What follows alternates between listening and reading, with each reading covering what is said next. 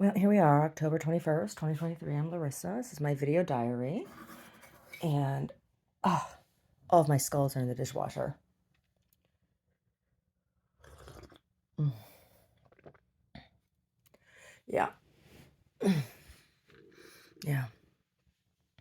So, I got shit to do today. I have some fun stuff in store for myself. Yes. Some feel good for Larissa. Yes. We'll see how it goes. I'm not going to talk about it just yet, but it's going to be good. Yeah, it is. It's greasy. That's all I'll say.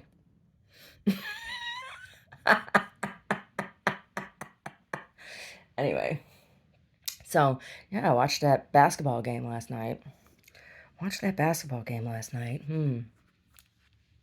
Oh my. Oh my God. And where's your llama guy? Where's your llama? Where's your llama? He looked like a llama. He a big old llama. He got a little head. He got a long neck. He got llama arms and legs. Yeah. Where's your llama? So he can be called llama. Llama, llama, llama, llama, llama. Yep. I like llamas. I do. I like llamas and I like alpacas. I love alpacas.com. I love alpacas. Mm. They're really funny animals. They are. I like camelids. I like all camelids. Camelids have interesting personalities. They do. I guess with my humps, I feel a kinship to the camelid. Sometimes my leggings give me camel toe. So yeah, I feel kinship with the camelid. I do. I like them camels. Yeah, there's this newspaper photo from the Pittsburgh Gazette my dad had framed. It was in his office for a long time. I don't know if he still has it or not. I'm sure he does. But he and my Uncle Mike, it's a picture of him, my Uncle Mike and my Uncle Ralph on the railroad, when they worked on the railroad, all wrapped up, and they painted bridges. And they're all wrapped up, and they look like Arabs out in the desert. And the article was about the railroad or something, but the headline was, "Would you buy a used camel from these guys?"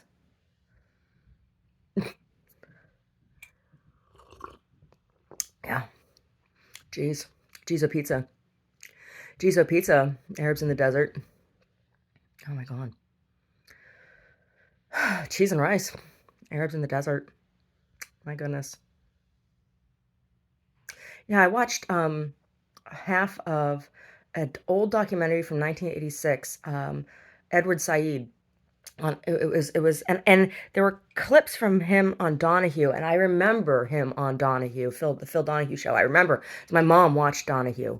Donahue was on Donahue, and then there was a soap opera on after Donahue that my mom watched when I was little.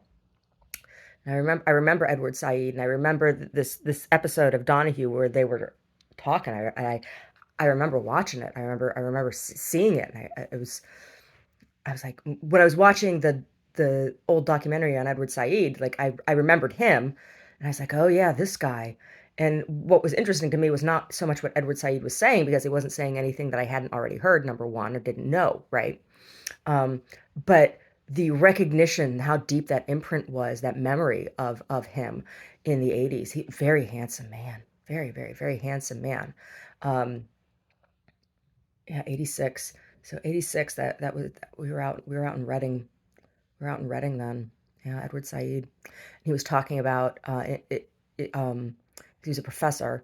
He was talking about, all the death threats and things that he got while working at university for just for being an ethnic Palestinian. You know, he was born Palestinian Jerusalem. His family was had their homes taken. They were kicked out, literally kicked out of their homes, and told to leave and told not to ever come back. And he was, I remember hearing him talk about this. I remember seeing this in the 80s. I remember um, him talking about his mother, about the Israeli forces, about the Israeli and British taking his mother's passport and ripping it up and telling her that she was not there was no Palestine, and that her home and her automobile were going to be given to a Jewish settler. I remember seeing that. I remember seeing that when I was a kid, and at the same time, that was at the same time, uh, Mumia, all the graffiti in Philly, the Free Mumia Abu-Jamal, all of his, he's still in prison. Mumia, yeah. Philly was an interesting time, and there was there was a huge influx of Puerto Rican immigrants, or not immigrants, but Puerto Ricans, into the area there at that time, and the cocaine wars were raging, and the cocaine wars were really, really raging. Oh yeah, it's a crazy time.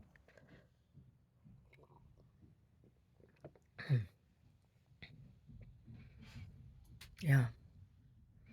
So that's what was interesting to me. I didn't finish watching the documentary because, like I said, I remembered seeing it, um, but I was just struck with those early, early memories. I was like, oh yeah, I remember this guy. Oh yeah, I remember watching him on Donahue. I remember watching this. Yeah, I remember being in that townhouse. We lived in a townhouse. When we moved, when we left Pittsburgh and went out to eastern Pennsylvania, we lived in a townhouse first. And we were in an N unit. It was a row home. It was a Philly row home. It was. We lived in a true row home.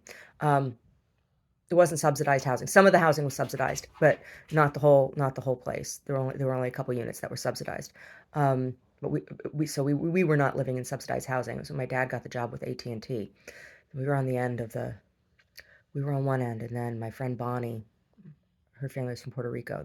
They were on the other end. Yeah, sitting in that living room watching Donahue with Edward Said. Yeah, interesting. Interesting, huh? Real interesting.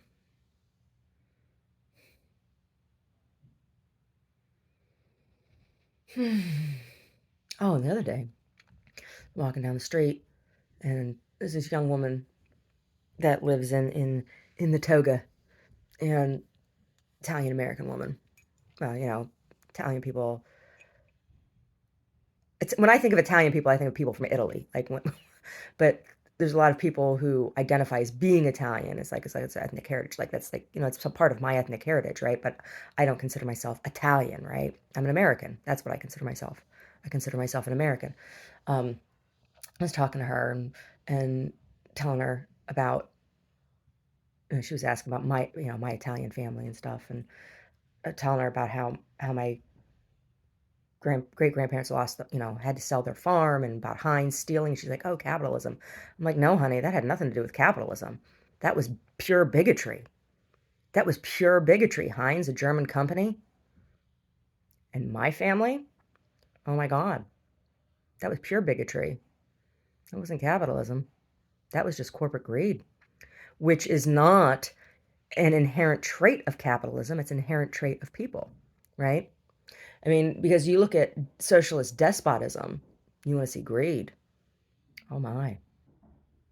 You want to see greed? Go to Venezuela, right?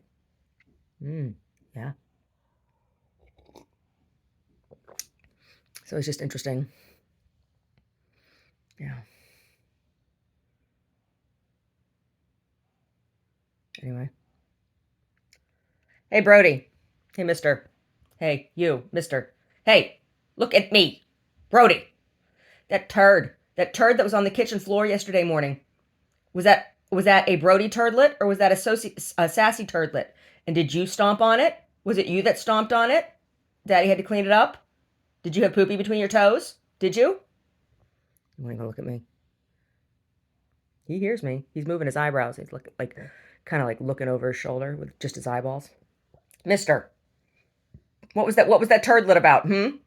That turdlet was commentary. It was. Like there's a couple places when she doesn't feel good that she'll go, but this wasn't her going or hitting. This was a single little turd that got squished. that was like squished. So one of them did it. I'm gonna guess it was her. I'm gonna guess it was Sassy Turd because it was real small. Brody Turdlets are a little bit bigger. It was real small. I think it was a Sassy Turdlet, and it looked like he smashed it, and they were probably like jumping at each other because they're fighting about something. Last night she was all snuggled up with me. She was underneath the blanket, so he couldn't even see her, but he knew she was under there, right? I had a quilt over my legs, and she was curled up like between my I had my legs out to the side and kind of curled back, and she had her bum cheek up against my bum cheek and her little face resting on my calf, you know? She was all curled up back there in the crook of my legs, and she was underneath the quilt. And he knew she was there, and he was jumping all over the place. So I don't know. They've been fighting about something. I don't know what the hell his problem is. What's your problem, mister? What's your problem? You got a problem? Do we have a problem? Hey, quit ignoring me, Brody. Hey, are you handsome? Are you handsome? Are you smart? Are you funny? Are you mad at mummy? Do you think mummy's a big mean jerk? Are you mad at mummy? Are you embarrassed? What's the matter with you? He's being such a turd. Anyway. Oh, yeah. Edward Said. Yeah, I remember being a little girl and being like, he's so handsome. He was. I don't know where he's at now, if he's even still alive, but 86, Edward Said, very handsome man. Very, very handsome man. The Donahue episode, him talking, it was great. The clip, he's like, what do you think of when you think of Arabs? And asking people, and then he's like, what if I told you we have one right here? Ooh, so exotic.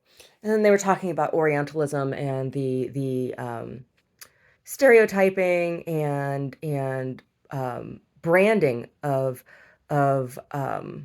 Orientalism, and it's talking a lot. The images that they were showing, the paintings and things, were of sexualized harem scenes and things, sex slaves, and the thing is that stuff did exist. That stuff exists, right? And women were kept as chattel, and that is all historical fact. However, it is not every Arab owned women, right? Well, not every Arab could afford to, right? But just the presentation of an entire culture as that. It would be like if we were to represent all of American culture through hip hop imagery, because you want to talk about over sexualization and exploitation of female bodies. All you have to do is look at hip hop, right? No, somebody say, oh, no, what about, this? What about that? Blah, blah, blah. But in general, look at hip hop and R&B, and you will see. Come on. You want to tell me that Nicki Minaj, that her aesthetic is empowering to women? You're going to tell me that? I don't buy that. I'm not. Am I saying that Nicki Minaj doesn't have a right to exist and express herself in whatever way she wants aesthetically? No, I'm not. More power to you. Like, do what you want. I'm just saying, call it what it is, right?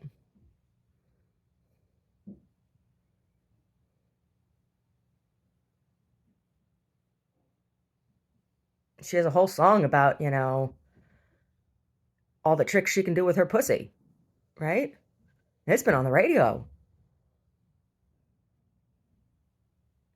So it's the same kind of thing. I mean, can you say that all black culture is represented by such things? No, you can't say that. But it's the same kind of thing. It's something that does exist, and that's the comparison I'm making in the argument against the stereotypes in Orientalism, post World War II in particular. Um,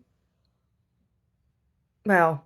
Renaissance time through post World War II, and all this comes from silk trade, right? And of course, people that were on the Silk Route were going to come into contact with chattel because that's where women were bought and sold, where humans were bought and sold, right? It's kind of like human trafficking here in the United States between over the Mexico border into the U.S. and U.S. into Canada kind of thing. Yeah, sex is a commodity in that trade, a huge one, both women and children. So, you know, you can't argue that it didn't exist, but you can argue that it is not the only representation or the representation of an entire culture. Oh, mister. Hey, why is your eye all red? Did you have your face in the chicken poop again? Did you have your face in the chicken poop? You need to stop doing that. You know the chicken poop makes you throw up. I see you looking at me. I see you. See him looking at me? His eyeballs. That's the other thing he was doing last night with Sassy. He kept looking at her. So border collies do this thing. They do this intimidation stare.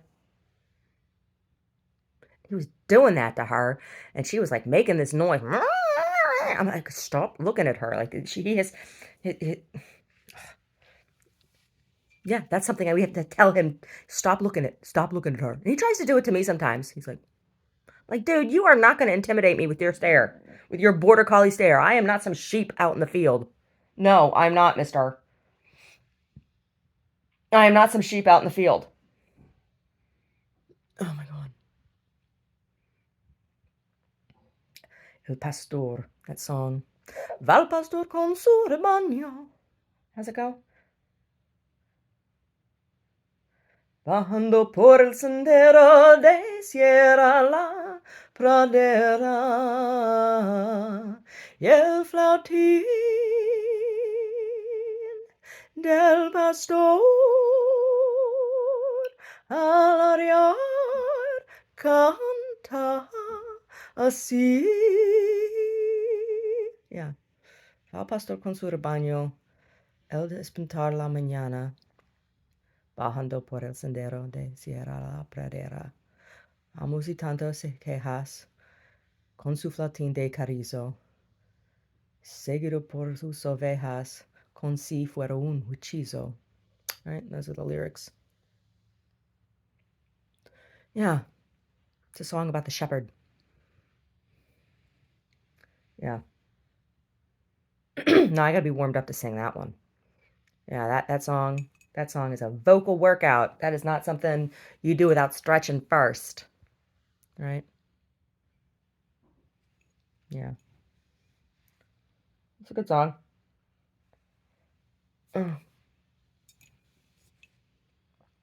Palestine. I have some olive oil downstairs right now. It's from Palestine. A little bit left. I have just a little bit left. Yeah, there's a grocer in Oakland, Oasis Market, and they have Middle Eastern ingredients and things. And whenever I'm in Oakland, I go in there and I see if they have it because they will frequently have. That's like the only product you can buy from Palestine. And now it's gonna be crazy, but it is olive oil, and it is the most delicious olive oil. The best olive oil comes from Palestine. That's why the Israelis are always digging up their trees in the middle of the night and stealing them and planting them over on the other side because you can move olive trees like you can or like you can grapevines, right? Yeah, and that happens all the time where Israelis go over and they dig up Palestinian olive trees in their orchards to destroy their businesses. You know, those trees are like hundreds of years old. Yeah, Palestinian olive oil is the best. It's delicious. It's delicious. It really is. And they make soap over there too. Hmm. Those are the two Palestinian products you can get, or used to be able to get. Who knows if you're gonna be able to get anything? If the Israeli government is successful in their genocide, right?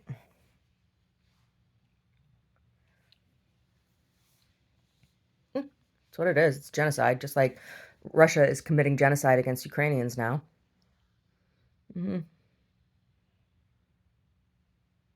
Yeah.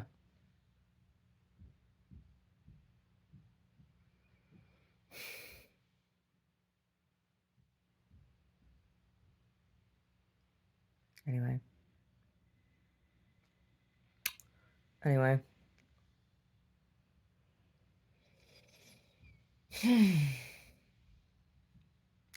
Guess I better get moving.